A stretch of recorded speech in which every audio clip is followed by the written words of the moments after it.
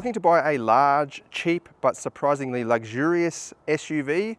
This could be just what you're looking for. It's the new Jaecoo J8. This competes in the large SUV category alongside vehicles like the Toyota Kluger and even the Ford Everest and Isuzu MU-X. Obviously this is more of a crossover than a heavy-duty four-wheel drive SUV, but it's definitely large and offers plenty of space inside. The design takes a little bit of getting used to in my opinion, particularly the front end, but I think from the back you've got some elegant lines and pretty consistent themes going on. Decent amount of detail in the taillights as well, got the full width trim as per latest trends.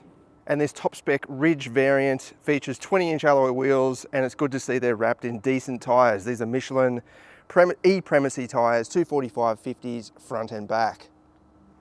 The unusual thing about this large SUV, very quiet tailgate operation actually, you can hardly hear it, is that it doesn't come with 7 seats. So you've got this big boot, it's over 700 litres, but yeah, no 7-seat option, very unusual. And as per typical with Chinese vehicles I find, the boot space is not very well optimized. Like you've got these big sidewalls that stick right out, and look at the thickness there, and it just seems like wasted space behind there. And there's no hooks or tie down points really at all. You do have a 12-volt socket down there, but it is good to see you've got a full-size alloy spare wheel under there. That does mean the floor height is quite high, but I personally anyway would rather have sacrifice a bit of floor height to have a full-size spare wheel under there. I think that's definitely important for a family vehicle, especially if you're going to do some road trips and so on, to have a full-size alloy spare wheel. You don't have to stick to any certain speed limit restriction for a space saver, for example, and it's better than a tyre repair kit mucking around on the side of the highway trying to fit that. And then inside, very modern and nicely designed cabin. You've got this kind of brushed wood style of trim, very little in the way of nasty, cheap feeling plastics, nice trimmings pretty much everywhere you look. Even some bronze or rose gold stuff along the door trims there. This is all vinyl or imitation leather, better than hard plastic. And then down below you've got the more durable plastic and a Sony sound system. Nice big comfortable seats in the front, and the adjustments are on the door, which is a little bit inconvenient. I know the Jaguars and some other European brands used to do that as well. It's better than shoving your hand down the side, I guess. But yeah, the driving position is not quite perfect for me. This does have an electronic steering column adjustment, but it doesn't extend out enough. That's as far out as it goes. It'd just be nice to have it closer to my chest. I've got to move the seat forward, which means I'm sitting, it just feels like too close to the windscreen, if that makes sense. And then my legs are a little bit bent up as well. Just be nice to be able to pull that out a bit further. You've got a 50-watt wireless charger with a little vent on the back there to keep your phone cool, or to try to keep your phone cool. Then you've got this drive mode toggle, glass. It's kind of like the BMW crafted clarity glass system. A volume knob, which is great to see, which means you don't have to dig into this screen for every single function. You do have to for the climate. So you hit the fan and you get this whole climate panel.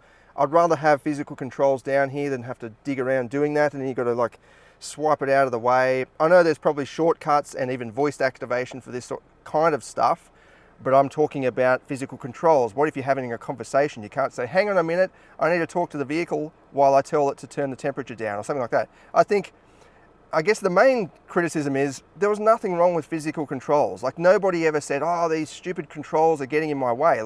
It's just a very simple, it's a solution to a problem that no one asked for, really. I guess having the big screen does sort of have that wow factor, it's, full of technology. Speaking of annoying little features, this has got electronic doors, and I'm not criticizing just Jaecoo for this. A lot of new brands are coming out with these, Lexus even. It means you've got to click that and then it unlatches the door, but once you start driving, the doors will automatically lock, which you can probably turn off. But having the doors lock as you drive off, that's fine. I reckon that's a good feature. It just means you've got to push it twice because it unlocks the door first, and then you push it again and then the door will open. Again, I don't know who has complained that a normal door handle is inconvenient.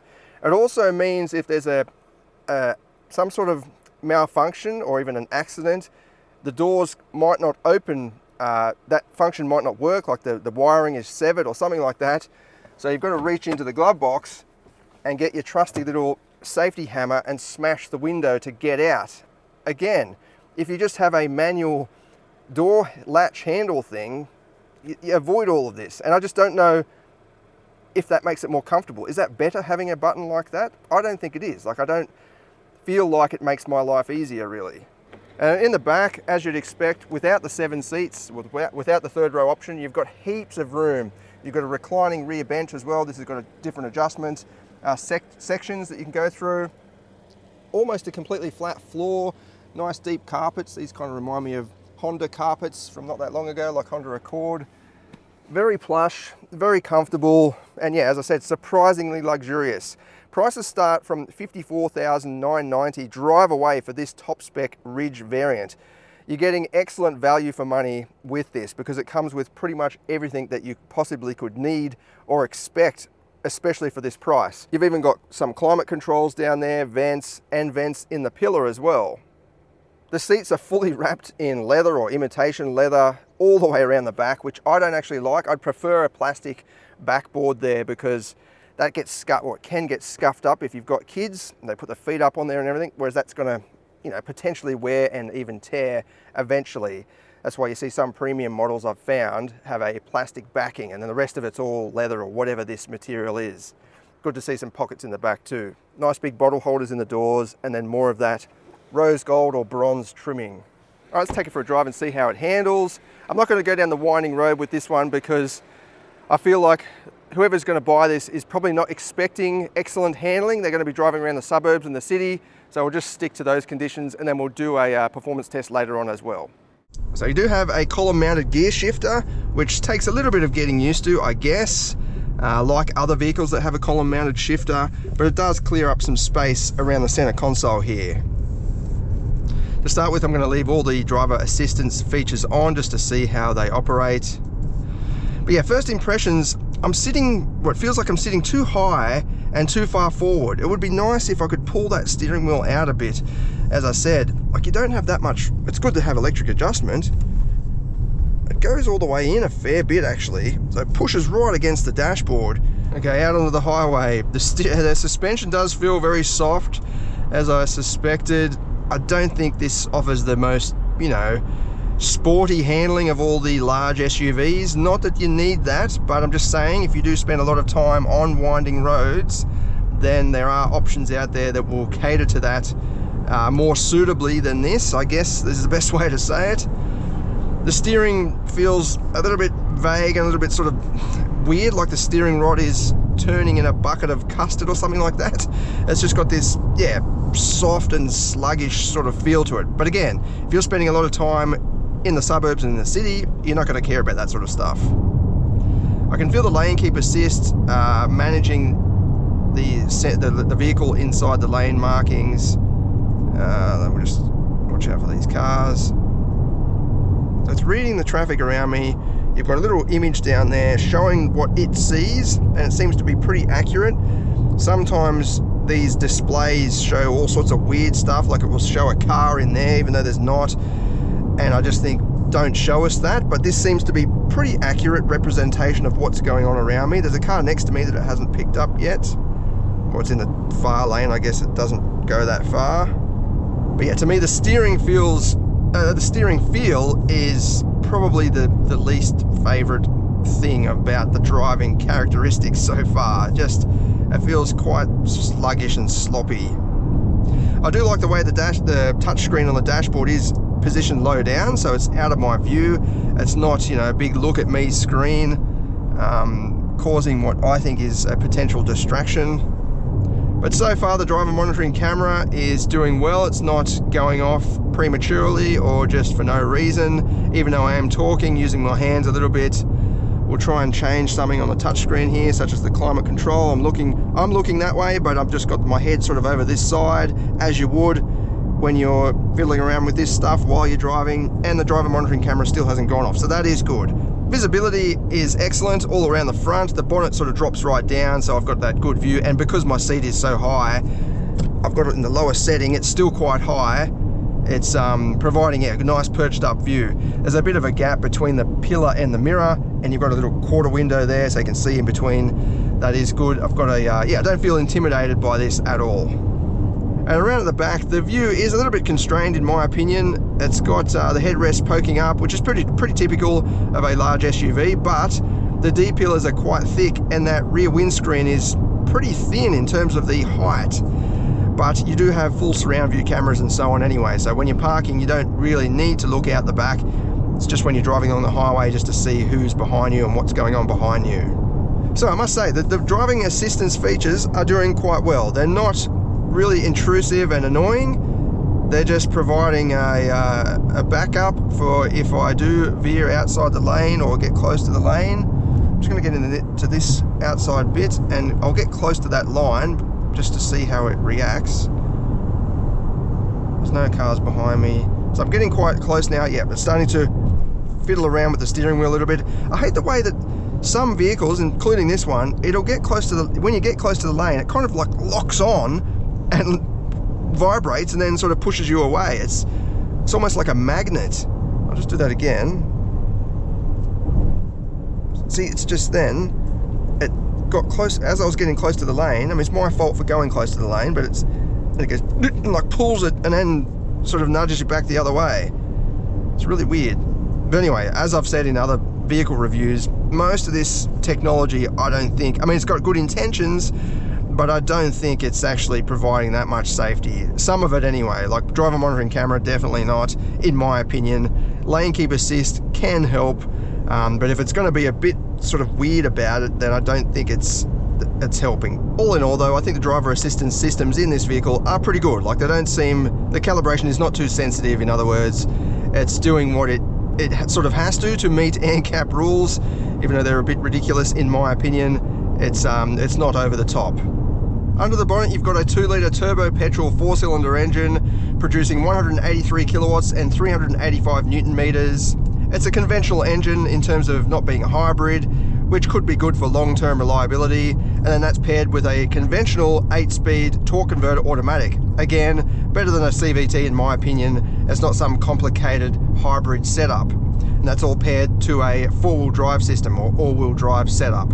The official average fuel consumption rating is 8.6 litres per 100, which is okay, I guess, for a petrol engine in a vehicle of this type, of this size. I'm averaging 9.9 litres per 100 at the moment, which is, yeah, it's not the greatest, but it's okay for a full petrol setup, as in non-hybrid. There are more economical options in this class though, if that's what you're after. In terms of performance, we'll just try a bit of a kick down to see how it goes. 40 kilometers an hour, full throttle. Bit of a delay there, kicking down. And yeah, it feels okay. It's a little bit lethargic, but it is nice and quiet and refined under the bonnet. It's not some noisy old unit. Now, in terms of that ride and handling, yeah, this is definitely on the softer end of the spectrum. If you're after, you know, sportiness and softness, this is down definitely in the softness area, which again could be good if you're just spending most of your time in the city and the suburbs. It just means when you're out on country roads like this, the suspension, you know, it takes on bumps with a relaxed attitude, as in the wheel travel is slowed down quite a bit. It means it's not very, how can I put this, very stable when you're hitting bumps going around long corners like this, because it's a bit sort of slow to react and it'll sort of flop around a little bit, compared with some rivals. Not compared with a Ferrari, compared with some rivals like the Kia Sorento. Very nice setup. Hyundai Santa Fe, very nice setup as well. And also, when you're encountering bends like this, the steering is not much communication coming through, which is fine for this class. But again, you just got a little bit of body lean, bit of body roll. It doesn't feel completely comfortable pushing it around a twisty road, which again, not many of the rivals are made for that either. But I just mean, if you're after that, or if you spend a lot of time on roads like this, then yeah, there are some more sporty alternatives, or they're just skewed slightly towards the sporty end, or even just brought up to the middle, whereas this is down into the softer end. So would I buy one? Look, if I was after a vehicle like this, so same sort of setup, I would be a little bit hesitant because of the brand. Jaecoo is a very new brand in Australia, so you don't have as much history as some of the other alternatives in this class. That would worry me a little bit. I mean, you've got good warranty, so you've got a bit of peace of mind there. But you can get a Toyota Kluger base model GX, and it is pretty basic, but that comes with a hybrid setup, all-wheel drive as well, and 7 seats. It's priced from around $63,000 excluding on roads. So it's about 10 grand more by the time you add on roads, but you are getting a Toyota hybrid setup, good resale value compared with this. Or you could get what I would probably get is a Kia Sorento Sport diesel. Fuel consumption is 6 litres per 100, good torque, very useful when you're driving around town and so on. 7 seats and excellent driving dynamics. That's priced from around $56,000 excluding on road. So still about 3 or 4 grand more than this. But that's probably what I would aim for. You could also go with the Mitsubishi Outlander, which you can get with 7 seats, although they are quite small, for about the same price as this as well. That's also a very good package. A bit on the soft side as well, but you could get the plug-in hybrid and make use of better economy, and you've got excellent warranty with Mitsubishis as well. But if you're after something a little bit different, this could be a good option. And as I said, this offers excellent packaging and value for money. Heaps of space inside and heaps of features. All right, let's get stuck into the performance testing and see what this goes like.